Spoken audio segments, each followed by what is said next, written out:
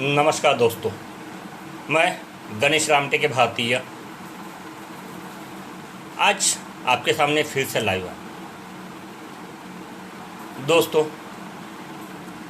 आज मेरा लाइव आने का कारण है कि कल जो खट्टर सरकार ने किसानों के ऊपर जो लाठीचार्ज किया हुआ उसके बारे में बोलने के लिए आया हूँ। दोस्तों, आज मैं लाइव आने का कारण ही वैसा है। जो किसान 9 महीने से अपना आंदोलन चला रहे हैं, उस किसानों के ऊपर कल खट्टर सरकार ने लाठीचार्ज कराया। क्या इतना सही है? और जिन्होंने ये आदेश दिया है और जो पुलिस वालों ने ये किया है, क्या उनके अंदर कोई ज़मीर नहीं है? अगर इनके अंदर अगर ज़मीर होता, वो पुलिस वालों के अंदर, जिन्होंने ऑर्डर दिया उनके अंदर अगर थोड़ा सा भी ज़मीर होता, तो कभी भी ये निहत्थे किसानों पर जो कि अपने हक के लिए केंद्र सरकार से अपनी मांग कर रहे हैं, ये तीनों काले कानून हटाना चाहिए। इसके लिए जो मांग कर रहे हैं, वो मांग क्या उनकी वाजिबी नहीं है? वाजिबी है। लेकिन दोस्तों, ये केंद्र सरकार, ये बीजेपी की सरकार और ये हरियाणा की खट्टर सरकार, ये इतने अपने जो बड़े लोग हैं, जो व्यापारी लोग हैं, जैसे अदानी अंबानी, इनके लिए ही जैसे काम कर रहे हो ऐसा लगता है। कल जो घटना घटी, वहाँ पे जो खून बहाया गया, जो सैकड़ों किसानों के ऊपर लाठीचार्ज किया गया, ये ठीक नहीं किया। आने वाले दिनों में किसानों के ऊपर जो भी लाठीचार्ज हुआ, उनका इनको जवाब देना ही होगा। ये सेंट्रल गवर्नमेंट को, ये बीजेपी सरकार को, ये खट्टर सरकार को और सभी लोगों को इनका जवाब देना ही पड़ेगा। क्योंकि किसान एक ऐसी देश की नींव है। अगर किसान अपना अनाज नहीं उगाएंगे तो देश खाएगा क्या?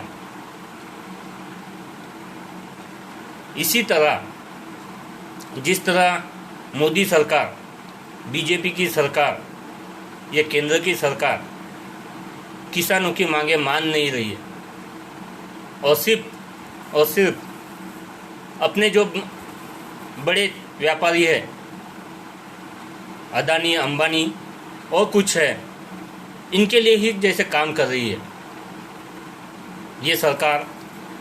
जैसा इसके पहले भी BSNL, एयरटेल, आइडिया, ये कंपनियों को बंद करने के लिए, इसको नीचे लाने के लिए अदानी ने, अंबानी ने जिस तरह से 1 साल तक के रिलायंस को ऊपर लाने के लिए, अपनी कंपनी को ऊपर लाने के लिए मोदी सरकार का सहारा लिया, 1 साल तक के पूरा फ्री देके BSNL को, एयरटेल को, आइडिया को, सभी कंपनियों को पूरा डाउन करा के 1 साल तक के फ्री में उन्होंने नेट दिया, कॉलिंग दिया, और अभी वही चार्ज पे चार्ज बढ़ाते जा रही। इसी तरह किसानों का ना हो, अपने अनाज का ना हो, इसलिए किसान भाई, पूरे देश के किसान भाई ये सभी कुछ कर रहे हैं। लेकिन इनकी मांगे मानने के जगह ये लोग उनकी एक भी मांग मान नहीं रहे, ऊपर से उनके ऊपर लाठीचार्ज कर रहे हैं।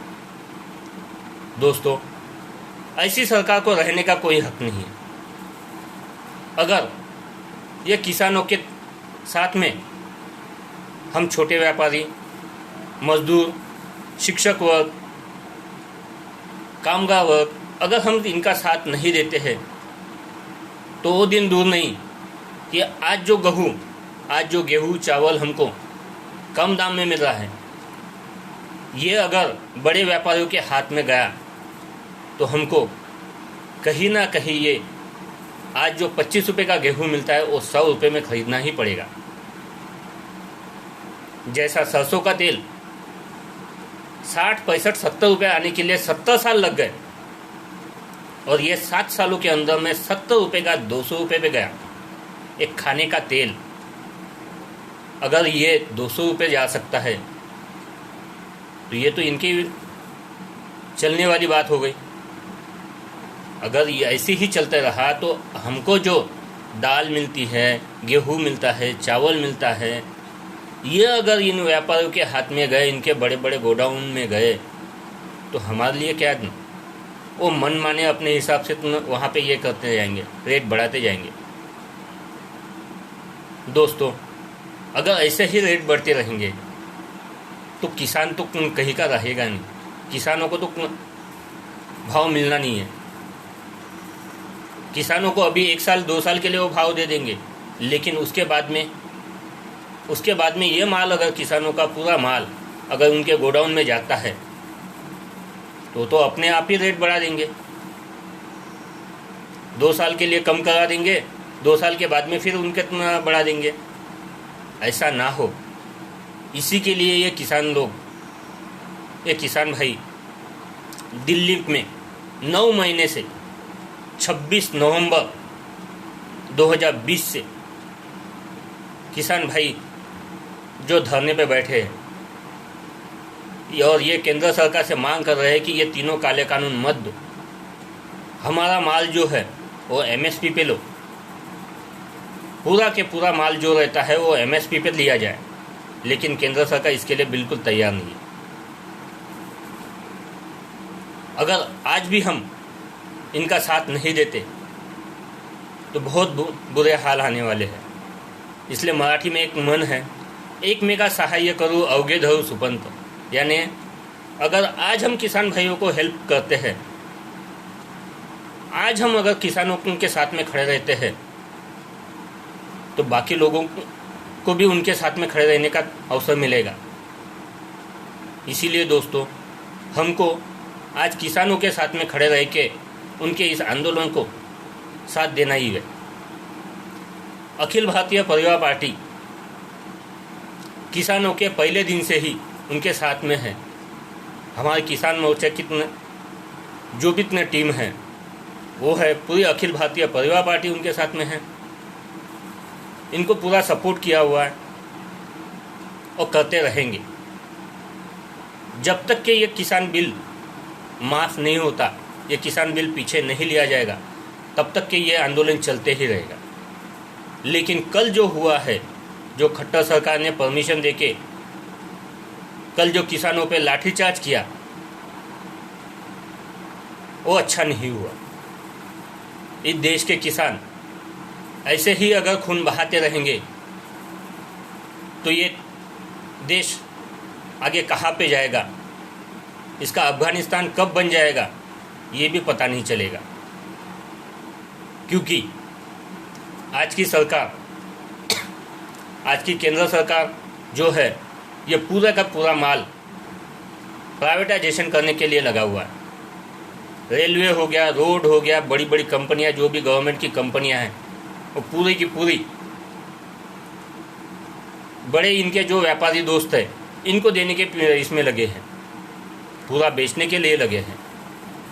बड़े व्यापारियों के पैसे माफ़ करते जाओ और ये सरकारी कंपनियां बेच के उधर साइड में देते जाओ। इस तरह से इनके काम चालू है। लेकिन यही विरोध करने के लिए किसान